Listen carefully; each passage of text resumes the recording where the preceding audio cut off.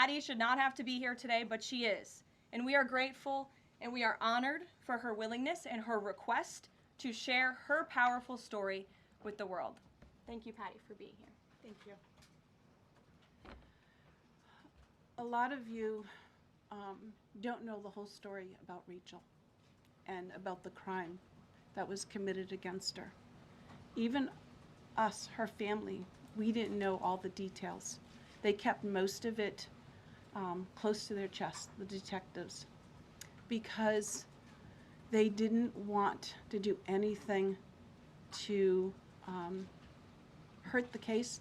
They wanted to keep the integrity of the case, so they kept everything close. I sat for the last 2 weeks in her trial, and we saw layer upon layer upon layer of evidence against the accused, an illegal immigrant from El Salvador.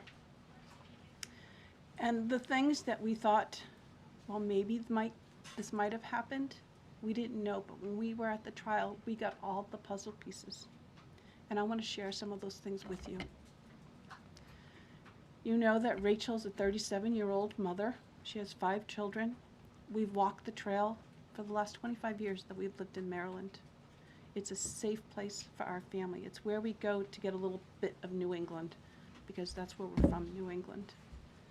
When she went on that trail that day, she was not planning on dying. She wasn't planning on walking to her death.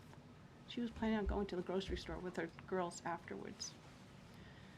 Victor Martinez, he waited for her.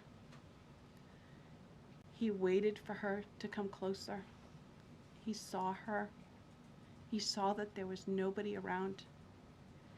He attacked her. He dragged her 150 feet, blood gushing from her head.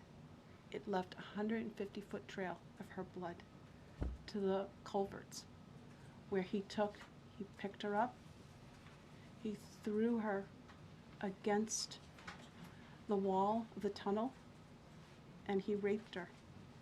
But before he did that, he stopped on that trail, and rocks, still stained with her blood, he used them to hammer her head against those rocks.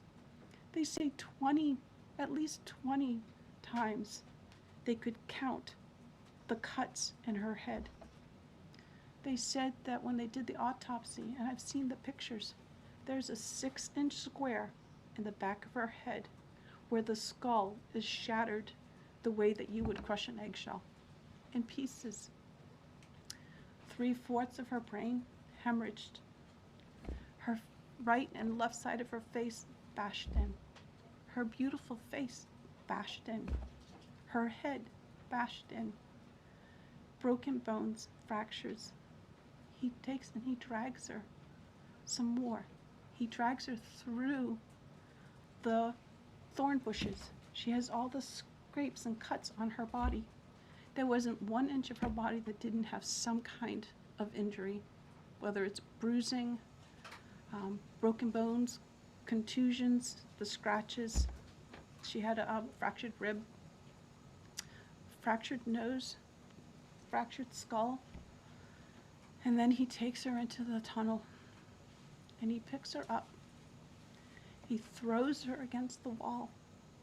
Blood is gushing from her head. Her hair is soaked in blood. And they showed us pictures of her body against the wall, outlined. The blood outlined her body. And you could see where the blood ran down around her as he was raping her. And then he threw her down and raped her some more. And then he strangled her because he didn't want her to be able to live to tell the story. They said that when they did the autopsy on her neck, that one of the things they do is they open up the neck and they look to see how far the injury is. And they went all the way down as far as an injury is possible, hemorrhaging in the muscles because of how strong and violent the grip was around her. These are the kind of people that have no compulsion. Like, to them, this is nothing. And when he was sitting in the courtroom, he actually looked like he thought he was going to be set free. There was no remorse on his face at all. This person took my daughter so violently and so gruesomely and so graphically that they sealed the pictures, because I don't want my granddaughters to see these pictures. These are the kind of criminals President Trump wants to remove from our country. These are the kind of criminals that we need to remove from our country. We are American citizens. Why should we allow people like this, violent criminals that have no conscience at all, to murder our mothers, our sisters, our daughters? I don't understand why there's even any kind of problem with this. And it's not that it's political, like the left or the right, although I understand different parties have used it in the past. But we have to look at it as we are American citizens. We need to protect our families, our borders, our children. I don't care about politics. Well, I do, but I want to preserve life. And that's the only reason why I have taken and spoken about Rachel all this time. If you're a mother here in the room, can you imagine standing there alive? You're alive, and someone comes and puts their hands into your chest and rips out your heart? That's what it feels like. It feels like a part of you is being ripped out of you. You can't even describe the pain.